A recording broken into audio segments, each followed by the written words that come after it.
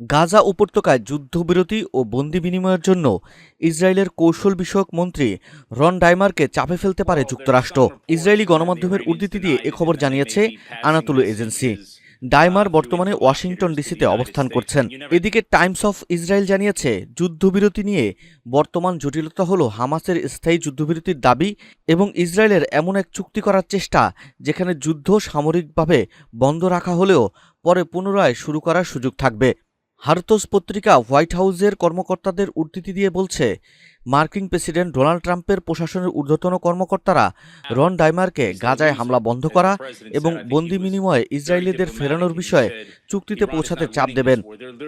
প্রতিবেদনে আরও বলা হয়েছে, যুক্তরাষ্ট্রের কর্মকর্তারা জানাবেন, ইসরায়েলের হামাস নির্মূলের পরিকল্পনাটি ভবিষ্যতের জন্য রেখে দেয়া যেতে পারে। ইসরায়েলের পত্রিকা এদিহাদ আনোরাত জানিয়েছে, ইসরায়েলি প্রধানমন্ত্রী বেনিয়ামিন নেতানিয়াহু বলেছেন, গাজায় ইসরায়েলি জিম্মিদের উদ্ধারের বিষয়টি এখন প্রধান লক্ষ্য, যা আগে হামাস ধ্বংসের বক্তব্য থেকে অগ্রাধিকারের পরিবর্তনের ইঙ্গিত দিচ্ছে।